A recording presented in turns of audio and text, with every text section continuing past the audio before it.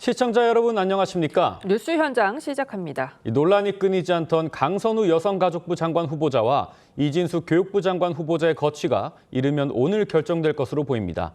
당 지도부를 새로 뽑는 경선 중인 더불어민주당은 오늘 영남권 순회 경선을 실시합니다. 정치부 취재기자 연결해 자세한 소식 알아보겠습니다. 자, 지선우 기자, 강선우, 이진숙 두 장관 후보자 임명 여부 윤곽에 나왔습니까? 네, 이재명 대통령은 이르면 오늘 두 장관 후보자에 대한 거취를 결정할 것으로 보입니다. 우상호 정무수석은 오늘 중 이 대통령에게 인사청문회 관련 내부 보고를 마칠 예정입니다. 사실상 이 대통령의 최종 결심만 남은 셈입니다. 어제 강북구 민주당 의원은 자신의 페이스북에 이진숙 교육부 장관 후보자의 자진 사퇴를 촉구한다는 글을 올리는 등 임명 반대 의견을 공개적으로 밝혔습니다. 이 대통령은 어제 김병기 더불어민주당 원내대표, 송원석 국민의힘 원내대표와 회동했는데 이 자리에서 송 원내대표가 강선우, 이진숙 후보자 등에 대한 지명 철회를 요구했고 이 대통령은 확답을 하지 않은 것으로 전해졌습니다. 네, 더불어민주당 당대표를 뽑는 영남권 경선과 국민의힘 당대표 후보 출마 상황도 알려주시죠. 네, 오늘 경선도 폭우 문제로 온라인 투표로 진행이 되는데요. 어제 충청권 경선과 마찬가지로 오늘 오후 4시쯤 권리당원 투표 결과만 발표됩니다. 나머지 대의원과 일반 국민 투표 결과는 별도로 공개하지 않고 최종 투표 결과에 합산됩니다. 어제 충청권 경선에서는 정청래 후보가 62.77%를 득표해 37.23%를 얻은 박찬대 후보를 앞섰습니다. 한편 김문수 전 장관은 국민의힘 당 대표를 공식 선언합니다. 국민의힘 당 대표에 공식 출마합니다. 오늘 오후 당사에서 출마 기자회견을 할 예정입니다. 조경태, 안철수 의원, 양양자 전 의원, 장성민 전 대통령실 미래전략기획관이 당 대표 출마 의사를 밝혔고 한동훈 전 대표, 장동혁 의원 등도 출마를 고심하는 것으로 알려졌습니다.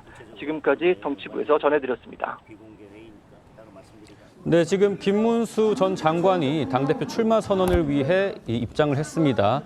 김문수 전 대표의 출마 선언 잠깐 들어보겠습니다. 반갑습니다.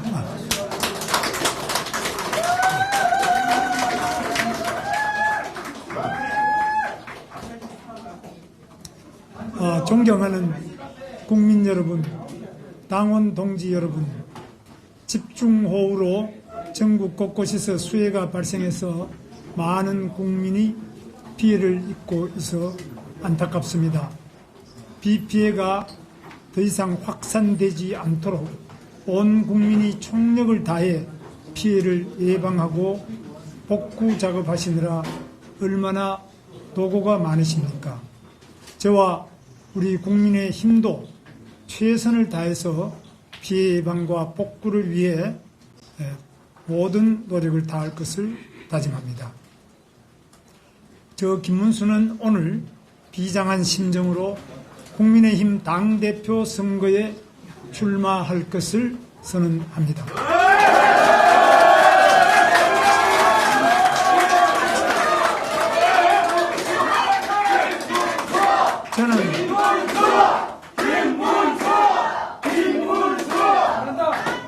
저는 얼마 전 치러진 대통령 선거에서 대한민국을 정상화하고 경제와 민생을 살리라는 국민 여러분의 뜻을 제대로 받들지 못한 데 대해 깊은 고뇌와 성찰의 시간을 가져왔습니다. 저는 자유 대한민국의 근간이 위협받고 있는 위기에서 우리 당을 바로 세우고 국민의 믿음을 다시 얻기 위해 출마를 결심했습니다.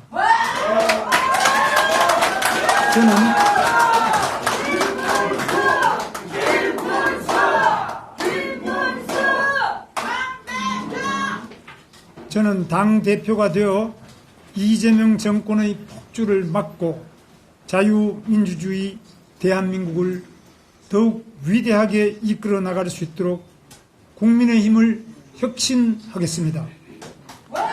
이재명 네, 지금 들으신 것처럼 김문수 전 고용노동부 장관이 국민의힘 당사에서 기자회견을 갖고 당대표에 출마하겠다는 뜻을 밝혔습니다. 지금 주요 내용을 좀 언급을 해드리면 당대표가 되어서 이재명 정권의 폭주를 막고 자유민주주의 대한민국을 더욱 위대하게 이끌어 나갈 수 있도록 국민의힘을 혁신하겠다, 이런 의지를 드러냈습니다.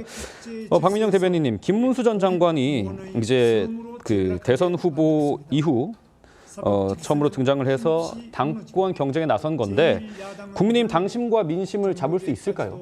가능성과 한계를 모두 안고 있다라고 보는 것이 정확할 것 같습니다. 기본적으로 당의 어떤 대선 후보로서 선출이 되었었기 때문에 한 달 동안 당심의 총력전을 통해서 이 어떤 당 후보로서의 그런 후광은 있을 것인데, 다만 대선을 결과적으로는 패배를 또 했기 때문에 또 패배 책임까지 동시에 안고 있을 수밖에 없거든요. 또한 그 패배를 하는 과정에서도 또 여러 가지 이제 그 선거에 대한 소위 백서 형태는 아니더라도 각자 당원들의 판단이 있을 것이라고 생각을 합니다. 이제 그런 네. 판단을 이번 경선을 통해서 어떻게 뒤집을 수 있을 것인가, 아니면은 극복할 수 있을 것인지를 잘 보여주는 것이 중요할 것이라고 생각을 하고요.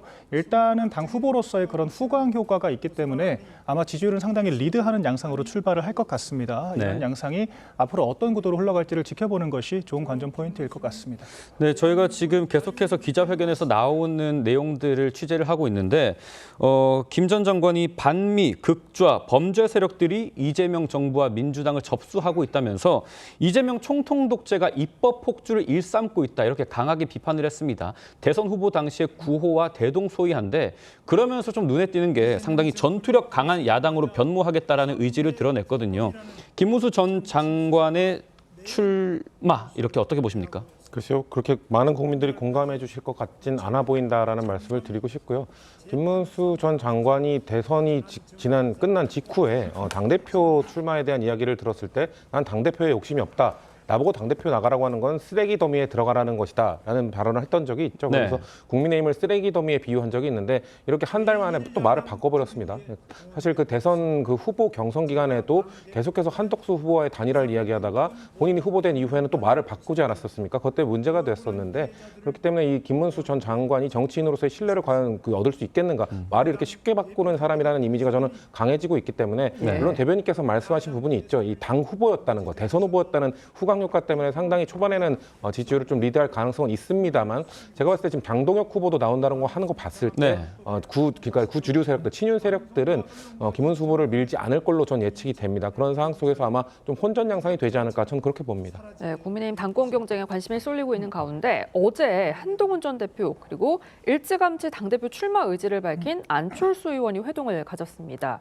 극우 그리고 이른바 윤 어게인을 주장하는 당이 되면 안 된다, 여기에 뜻을 모은 걸로 전해졌는데 지금 뭐 세력 연대를 위한 만남으로 볼 수 있을까요? 일단은 한동훈 전 대표 출마 관련해서는 소위 이제 친한동훈계 내에서조차도 좀 만류를 하고 있다라고 하는 기류가 읽히지 않습니까? 네. 그래서 조경태 의원이 좀 대리인격으로 출마를 하는 것이 아니냐라고 하는 해석들이 있는데, 안철수 후보도 마찬가지로 한동훈 전 대표와 좀 결을 같이 했던 부분들이 있었습니다. 그렇기 때문에 일부 본인이 직접 출마하지는 않는다라고 하더라도 그런 좀 자칭 개혁 세력들의 좀 연대 전선을 강화하기 위한 그런 움직임이 아닌가라는 생각이 드는데요. 저는 그럼에도 불구하고 글쎄 윤어게인을 주장하는 당이 된다라고 하는 것을 한 사람의 입당을 통해서 좀 침소봉대하는 것은 적절하진 않다라고 생각이 들거든요. 네. 그러니까 이분들 어떤 주장이 좀 모순된 측면들이 있는 것이, 전한길 씨가 나와봤자 영향력이 없을 거라고 얘기를 하면서도 또 한편으로는 전한길 씨 때문에 구구당이 될 거라고 얘기를 하고 있습니다. 네. 이런 것들은 좀 당의 자정 능력을 좀 지나치게 폄훼하는 그런 주장이 아닌가라는 생각이 들고, 좀 이런 식의 주장을 펼치는 것보다는 자기들만의 어떤 태제, 비전을 통해서 좀 당원들께 어필하는 것이 필요하지 않을까라는 생각이 듭니다. 네, 다음 쟁점도 살펴보겠습니다. 오늘 이재명 대통령이요, 인사청문회와 관련한 내부 보고를 받고 어떤 결론을 내릴지 논의 중인 것으로 알려졌습니다. 강선우, 이진숙 두 후보자의 거취에 대해 어떤 결정을 내릴지 초미의 관심사입니다. 먼저 두 후보자의 발언 들어보시죠. 제게 만약 일을 할 수 있는 기회가 주어진다면 위원님들 주셨던 그 지적들, 그리고 앞으로 주실 말씀들 잘 새기고 늘 겸손한 자세로, 그리고 제 자신을 더 자주 돌아보면서 그렇게 살겠습니다. 만약 제가 교육부 장관에 취임한다면 제 논문에 대해서 쓴소리를 해주신 여러분, 또 제 취임을 반대하신 여러분들과도 직접 소통하고 이해를 구하도록 하겠습니다. 네, 오늘 범합계 국민검증단 그리고 진보성향 교수단체가 이진숙 후보자 지명 철회를 요구하고 나섰습니다. 이 보좌관 협의회나 진보시민단체에서 이 두 후보자 향해 압박하는 상황 어떻게 봐야 될까요? 일단 두 후보자 모두 이 진보 진영 내부에서의 반대가 있는 것이기 때문에 대통령의 고심이 좀 깊을 거라고 생각이 되고요. 예. 강선우 후보자 같은 경우는 결국 보좌진 갑질 문제에 대해서 청문회 과정 속에서 충분히 국민들이 공감할 만한 해명을 내놓지 못했습니다. 오히려 보좌진 협의회의 반발이나 이런 성명, 사진 사퇴를 요구하는 성명까지 나왔기 때문에 그런 것들이 지금 상당히 대통령을 고심하게 만드는 포인트일 걸로 생각이 되고요. 이진숙 후보자 같은 경우는 논문 표절 문제나 이런 제자 논문 가로채기 이런 게 초반에는 많이 불거졌었는데 청문회 과정 속에서는 저는 그 부분에 대해서는 그래도 나름 저자세로 설득을 하기 위해 노력을 했다고 생각하는데 우리 당 인사청문위원들이 지적을 했던 부분은 이 교육부 장관으로서의 교육 현안에 대한 이해도가 상당히 떨어지는 것 아니냐. 네. 너무 실망스럽다라는 얘기가 그 여당 인사청문위원 입에서까지 나왔었거든요. 그렇기 예. 때문에 이런 실력 검증 부분이 좀 통과하지 못한 요인이 되지 않을까라는 말들이 많이 나왔고요. 그렇기 때문에 대통령께서 사실 인사청문회는 청문 보고서를 민주당의 의석으로 충분히 채택할 수 있고 그리고 사실 의결이 그 야당이 참여하지 않더라도 대통령이 임명을 할 수도 있는 상황이긴 합니다만 방금 말씀드린 것처럼 지금 여당 내부에서 진보 진영 내부에서의 반대가 있는 상황 속에서 대통령이 오늘 중으로 고심 끝에 결론을 내리실 걸로 생각이 됩니다. 성충 부장님 말씀처럼 대통령의 고심이 상당해 보입니다. 어제 이 대통령이 여야 원내대표와 1시간 정도 회동을 가졌습니다. 민주당에서는 낙마 불가, 국민의힘에서는 2명의 플러스 알파까지 낙마가 필요하다. 이거는 물러날 수 없다라는 입장인데 이재명 대통령이 그 자리에서 확답은 하지 않았다고 해요. 쉽게 결정을 내릴 수가 없는 것 같은데 만약에 두 후보자 임명을 강행한다면 역풍이 불 걸 우려해서일까요? 사실 친명계 내에서는 한 사람은 안고 가고 한 사람은 쳐내자라고 하는 식의 얘기가 흘러나오고 있는 것 같습니다. 이준숙 후보자는 강하게 비판을 하면서 강선우 후보자에 대해서는 좀 안고 갈 수 있지 않겠냐라고 하는 해석들이 있는 것 같거든요. 네. 근데 저는 이런 식으로 한 사람만 꼬리 자르듯이 정말 물때가 그 물 지나가듯이 그런 식으로 문제를 해결하는 것은 국민 눈높이는 고사하고 여당 내 보좌진들의 그런 눈높이조차도 맞지가 않다라고 생각을 합니다. 강선우 후보자의 지금 가장 큰 문제가 뭐냐면요. 인사청문회 과정에서 저희 야당 의원들이 물어봤습니다. 네. 법적 조치를 했느냐, 할 예정이 있느냐, 할 것이냐 이렇게 물어봤는데 강선우 후보자가 하지 않겠다라고 얘기를 절대 하지 않습니다. 예. 명심하겠다라고만 얘기를 하고 이에 대해서 피해 보좌진들이 공포심마저 느꼈다라고 이야기를 하거든요. 교육부 장관이 교육 현안에 대해서 이해를 해야 되는 것처럼 여가부 장관은 약자들에 대한 공감대가 있어야 됩니다. 그런 약자들을 보호하고 사각지대를 메꾸기 위해서 만들어진 게 특임부처로서 여가부인데 이런 식으로 피해자의 아픔에 공감하기는커녕 피해자들을 겁박하고 인사청문회 장에서조차 확답을 하지 못하는 이런 모습들을 보였는데 이런 후보자들을 임명 강행을 한다라고 하면 부처 자체도 제대로 돌아가지 못할 것이고요. 심각한 역풍에 휘말리게 될 것이다. 그렇게 평가합니다. 네, 이런 가운데 민주당 강두구 의원은 이 윤석열 정부가 달라야 한다. 이준숙 후보자 사퇴로 공개 촉구했습니다. 앞서 민주당 김상욱 의원에 이은 두 번째 공개 사퇴 촉구예요. 그러니까 이준숙 후보자도 마찬가지고 강선우 후보자도 좀 마찬가지라고 생각합니다. 그러니까 임명해준 사람, 임명권자의 부담을 덜어주기 위해서는 사실 임명 철회, 심지어 첫 번째 내각이 인사지 않습니까? 그렇습니다. 그렇기 때문에 첫 번째 내각 인사인 만큼 임명을 받은 사람들이 이런 군심이 충분히 설득하지 못했다고 판단이 들면 본인이 자진 사퇴해주는 것이 임명권자에 대한 도리라고 저는 보거든요. 그렇기 때문에 대통령께서 결단을 내리기 전에 그 고심이 깊은 상황 속에서 좀 두 후보자가 좀 더 자진 사퇴를 하는 것이 어떻겠냐라는 얘기가 지금 의원들은 이진숙 후보자에 대해서 그리고 보좌진 협의회에서는 그 강선우 후보자에 대해서 얘기를 하고 있는 걸로 보여지거든요. 예. 저는 두 후보자도 고심이 있을 거라고 생각됩니다. 오늘 내에 아마 대통령이 결정을 할 거기 때문에 대통령이 결정하기 전에 좀 부담을 덜어주기 위해서라도 이 두 후보자가 직접 저는 입장 표명하는 게 좋지 않을까라는 개인적 생각은 갖고 있습니다. 네, 두 후보자에 대한 낙마 주장, 이 여권 내에서도 힘을 얻고 있는데 국민의힘은 한 발 더 나갔습니다. 특히 강선우 후보자에 대해서는요, 검증이 아니라 수사 대상이다 이렇게 강하게 비판했습니다. 어제 나온 목소리 들어보시죠. 온갖 논란에도 버티기로 일관하고 있는 이진숙, 강선우 후보자에 대한 국민적 분노가 임계치를 넘고 있습니다. 강선우 후보자는 이제는 검증이 아닌 수사를 받아야 한다는 목소리마저 나오고 있습니다. 두 후보자만 보더라도 이재명 정부의 인사 시스템은 참사 수준이라는 것이 드러났습니다. 네, 그런데 지금 상황에서 국민의힘으로서는 사실 뭐 장관 임명을 막을 제도적 수단이 없거든요. 결국 여론전으로 이 거대 여당의 독주 체제를 부각하기 위한 그런 전략을 펼치는 걸로 봐야 될까요? 네, 그런 부분들도 있습니다만은 사실 갑질이라고 하는 것이 직장 내 괴롭힘에 이미 해당을 하기 때문에 네. 사법적으로 처벌이 될 수 있는 사안이기도 하고요. 또한 강선우 후보자가 위증을 또 너무도 많이 했습니다. 보좌진들을 법적 조치한 적이 없다라고 했지만 한 언론에서 정면으로 반박을 했죠. 그 언론사의 답변서에는 법적 조치를 진행 중이라고 명확하게 명시를 했다라고 밝혔고요. 또한 처음에는 보좌진들에게 아예 그런 지시를 한 적이 없다라고 발뺌을 하다가 나중에는 지역 보좌진에게 부탁을 한 것이다라든지 아니면 또 다른 메신저 녹취록이 나온다라든지 하는 식으로 반박을 당했습니다. 그렇기 때문에 이런 것들은 청문회를 임하는 방식 자체가 이 위법적인 측면들이 있었기 때문에 당연히 저희 입장에서는 처벌 대상이라고 이야기를 할 수가 있는 것이고요. 사실 저희가 이미 많이 양보를 했습니다. 이 두 사람만 문제가 아니라 정동영 후보자, 그리고 이제 권오울 후보자, 그리고 김영훈 후보자 같은 경우에는 직무 적합성조차 맞지가 않다라고 저는 생각을 하거든요. 민노총 간부 출신이 고용노동부 장관을 하고 심지어는 북한을 주적이라고도 말하지 못하는 이런 상황. 또한 권오울 후보자는 역대 보훈부 수장 중에서 단 처음으로 있는 본인 포함 6촌 이내 국가유공자가 단 한 명도 없는 후보자입니다. 전혀 이 직무와 관련성이 없는데 보훈성 인사를 하고 있는 것이고 도덕적인 결함까지 있다라고 하면 과연 임명을 할 가치가 있는 건가? 그럼에도 불구하고 저희가 여당과의 대승적인 협치를 위해서 딱 두 사람에 대한 결단만을 강력하게 촉구를 하고 있는 것이다. 이렇게 보는 것이 맞을 것 같습니다. 네, 막이 오른 민주당 당권 레이스도 빠르게 살펴보겠습니다. 민주당 지도부 선출을 위한 두 번째 순회 경선이 오늘은 영남권에서 진행이 되고 있고 어제 충청권에서 첫 투표 결과 정청래 후보가 압승을 했습니다. 보고 오시죠. 오늘 결과에 대해서 저도 좀 놀랐습니다. 오직 당원만 믿고 오직 당신만 믿고 끝까지 더 겸손하게, 더 낮게, 더 열심히 하도록 하겠습니다. 오늘 첫 번째 경선은 졌지만 더 열심히 하라고 당원 동지 여러분께서 명령을 내려주신 것으로 생각합니다. 오늘 부족함을 겸허히 안고 더 노력하겠습니다. 네, 어제 충청권 첫 투표 결과 정청래 후보가 62.7%, 박찬대 후보는 37.2% 득표율이었습니다.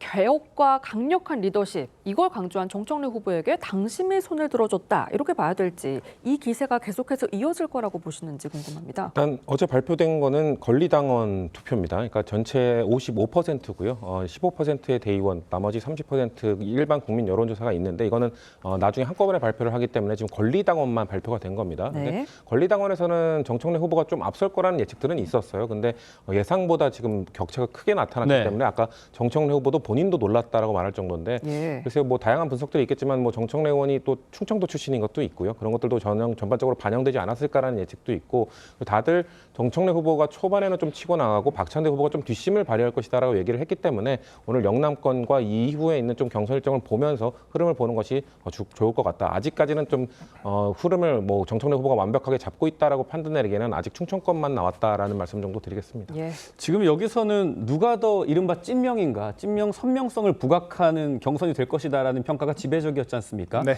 만약에 누가 되더라도 국민의힘으로서는 대화가 좀 어려울 거다 이런 우려가 나오는데 그러면 대여 투쟁의 수위를 더 올리는 방식으로 국민의힘의 전략이 짜여질까요? 일단은 사실 박찬대 전 원내대표가 그럼에도 불구하고 조금 협치를 좀 지향하는 후보다라고 저는 생각을 하고요. 사실 이재명 대통령도 이제는 좀 강대강으로 싸웠던 그런 야당 대표가 아니지 않습니까? 네. 국민 전체를 아울러야 되는, 통합을 강조해야 되는 대통령의 입장이기 때문에 아무래도 좀 강성 일변도의 후보자보다는 조금 협치를 주도할 수 있는 후보자가 더 안심이 될 거라고 저는 생각이 들었거든요. 그래서 박찬대 전 원내대표를 조금 더 힘이 실리지 않을까라고 생각을 했었는데 좀 당원들의 생각은 다른 것 조금 더 같습니다. 강성이 맞다라고 생각을 하는 것 같습니다. 근데 그렇다라고 하면 오히려 이게 지금 여대 야수 국면의 집권 여당이지 않습니까? 네. 강력한 실권을 쥐고 있는데 이렇게 강대강으로만 끌고 가다 보면 전 반드시 역풍을 맞을 수 있다라고 생각을 하거든요. 우리 국민들께서 균형과 견제를 상당히 중시하시는 경향성이 강하기 때문에 오히려 정권의 폭주로 이어지게 되면 그것이 독이 될 수가 있다. 이런 식의 분석도 가능할 것 같습니다. 예, 지금까지 정치권 쟁점 짚어봤습니다. 두 분 말씀 여기까지 듣겠습니다. 감사합니다.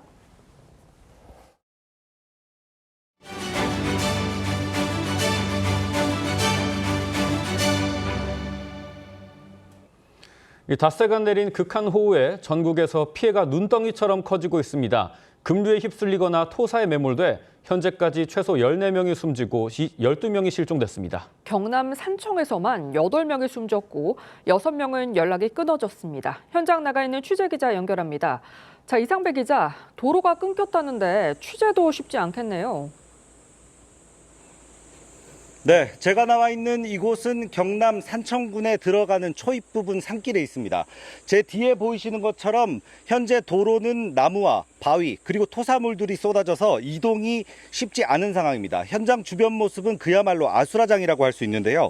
경남 산청에는 곳곳에 이런 산사태가 발생해 도로가 막히고 전기와 통신까지 두절됐습니다. 인명피해도 속출했습니다. 산청읍 부리마을을 덮친 산사태로 70대 부부와 20대 아들이 숨졌습니다.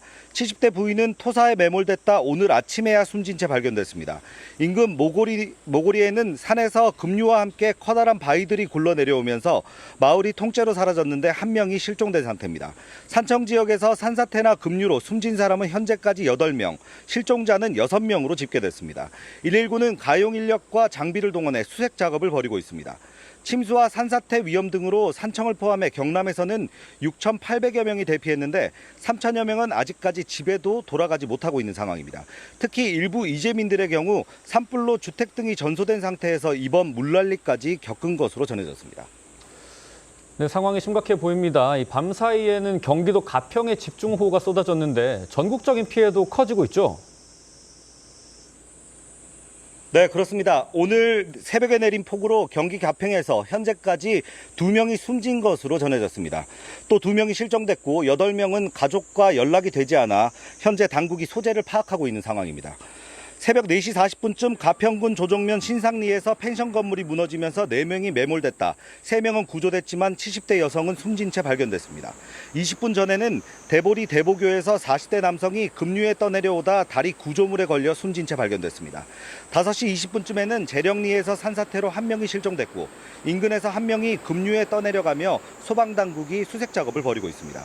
지난 16일부터 5일간 내린 폭우로 전국적으로는 지금까지 최소 14명이 목숨을 잃었고 10여 명이 실종됐습니다. 지금까지 경남 산청에서 TV조선 이상배입니다. 극한 호우 속 주변 여건은 위험천만이지만 인명피해를 막기 위한 필사의 구조 노력도 이어지고 있습니다. 급류에 휩쓸린 노인을 구하기 위해 시민들이 사투를 벌이는가 하면 퇴근하던 경찰관은 하천에 고립된 노숙인들을 구해냈습니다. 김태준 기자의 보도입니다. 흙탕물이 쉴 새 없이 도로로 쏟아져 내립니다. 한 남성이 허리를 숙인 채 무언가를 붙잡고 있습니다.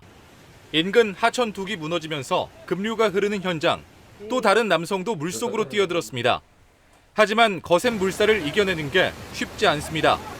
지난 17일 오후 5시쯤 빗물에 떠내려온 70대 노인이 맨홀 구멍에 빠진 걸 보고 구조 작업에 나선 겁니다.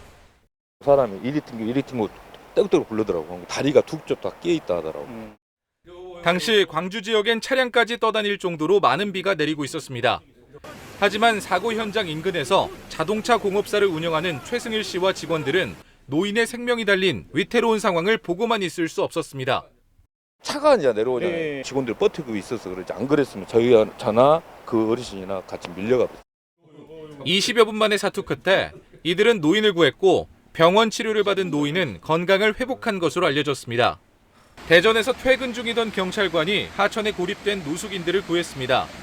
충청권에 비가 시작된 지난 14일 대전 천변에 물이 잠기고 여기저기 흙탕물이 치솟는 상황에서 노숙인들의 안전이 걱정돼 일부러 찾아갔던 겁니다. 문창교 밑에가 물이 근데 그날 비가 너무 많이 와갖고 아차 싶더라고요. 일단은 뭐 안전이 중요하니까 무조건 나오라겠죠. 어려운 상황에서도 인명피해를 막으려는 노력이 이어지고 있습니다. TV조선 김태준입니다.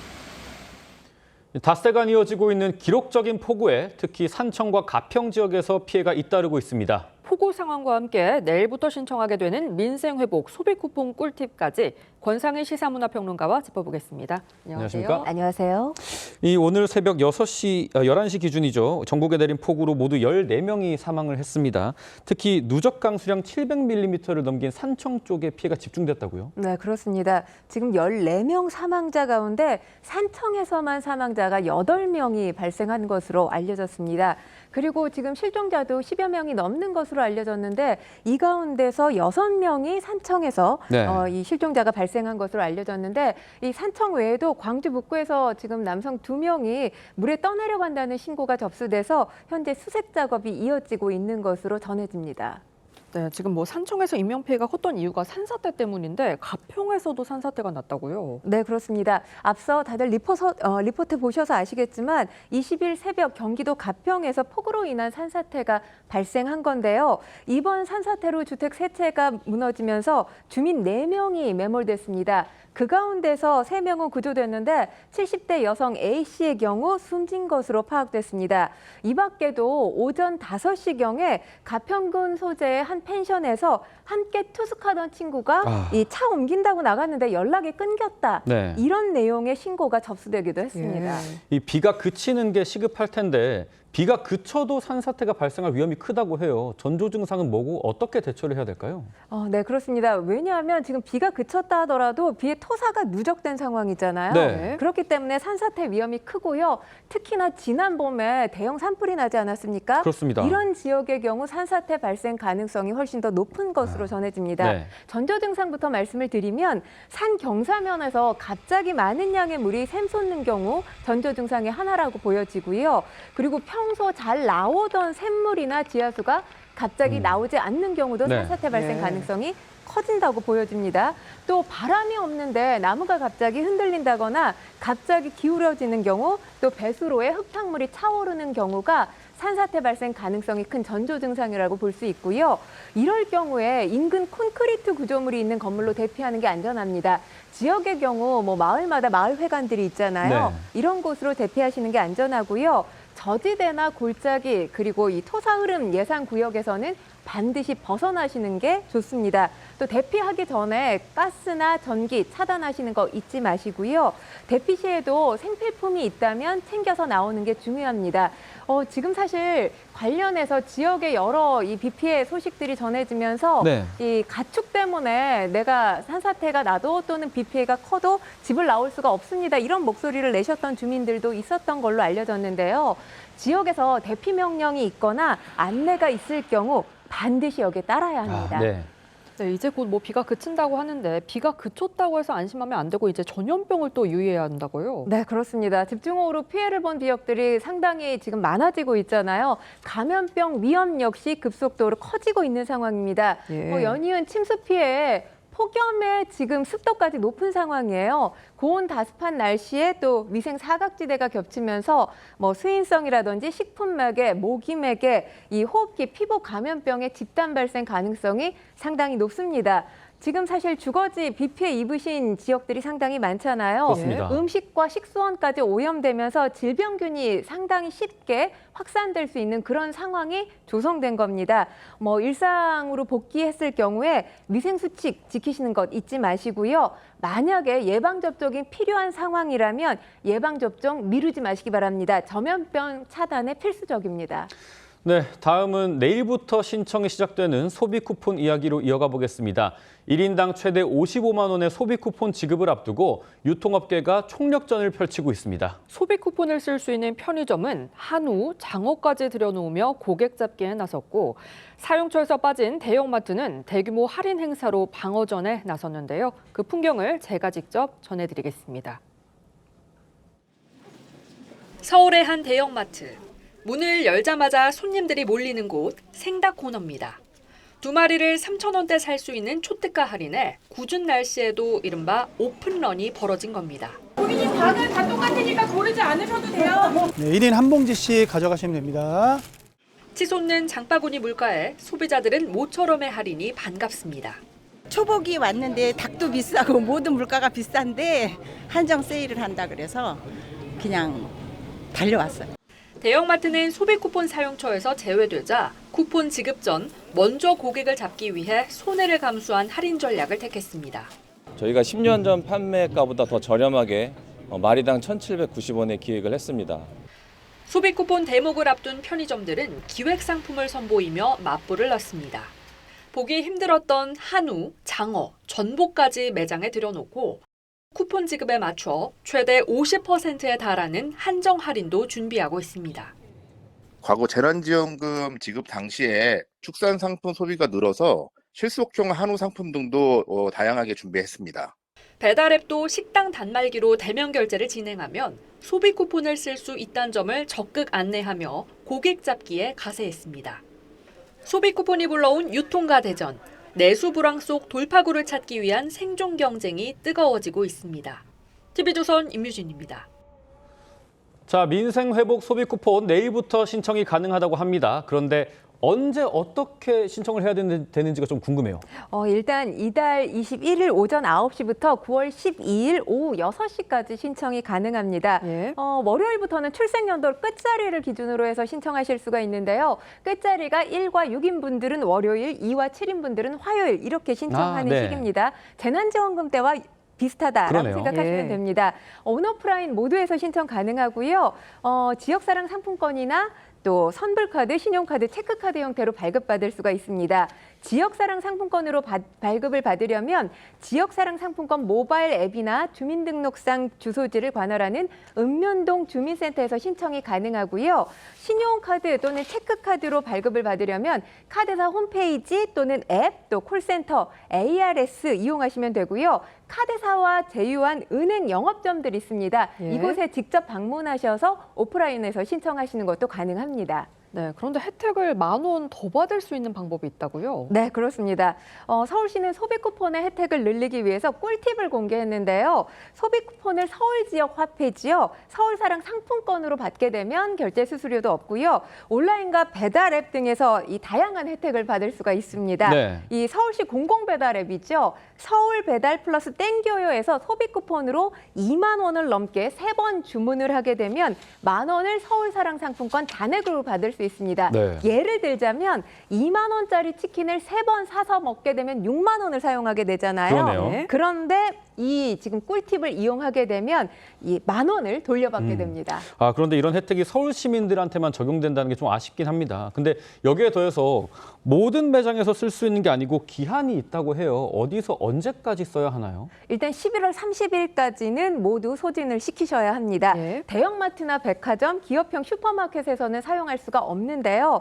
하지만 대형마트나 백화점에 입점한 소상공인 매장들이 있잖아요. 네. 뭐 미용실이라든지 약국, 꽃집 등에서는 사용 가능합니다. 그리고 전통시장이나 식당, 안경점 등에서도 사용 가능한데요.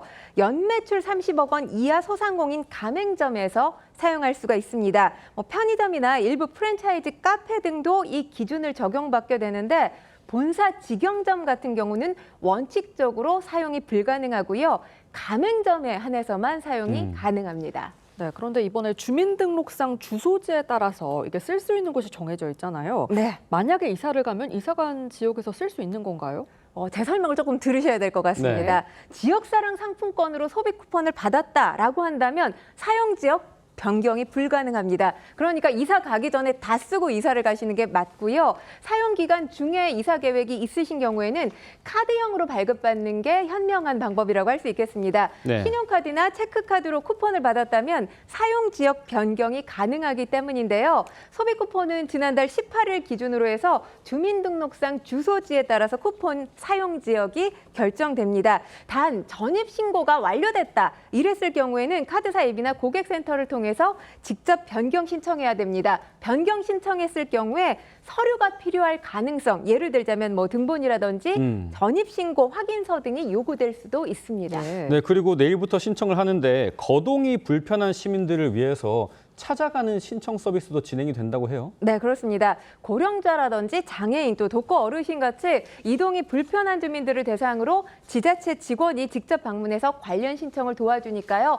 해당 사항이 있으신 분들은 한번 직접 전화를 하신 다음에 이용을 해보시면 좋을 것 같습니다. 네, 지금까지 권상일 시사문화평론가와 함께했습니다. 감사합니다. 감사합니다.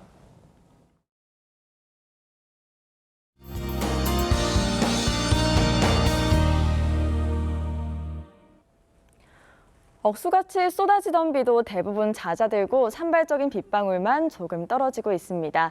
다만 대기가 불안정해지면서 내륙을 중심으로 최대 60mm의 소나기가 내릴 텐데요. 이미 많은 비가 내린 상황에 소나기가 오기 때문에 추가 피해 없도록 주의하시기 바랍니다. 삼복더위 시작인 초복인 오늘 다시 기온이 오르겠습니다. 서울은 어제 일주일 만에 열대야가 관측됐고요. 한낮에 32도로 어제보다 7도 정도 높겠습니다. 강원과 전남, 제주 일부 지역에는 다시 폭염특보가 발효됐습니다. 자세한 한낮 기온 살펴보시면 서울이 32도, 청주와 대전 34도, 대구 35도까지 오르겠고요. 기온이 높은 데다 습도까지 더해지면서 체감상 더 덥겠습니다. 당분간은 소나기가 내리겠고요. 다시 폭염이 찾아오겠습니다. 날씨였습니다. 네, 7월 20일 일요일 TV조선 뉴스 현장은 여기까지입니다. 함께해 주신 여러분 고맙습니다.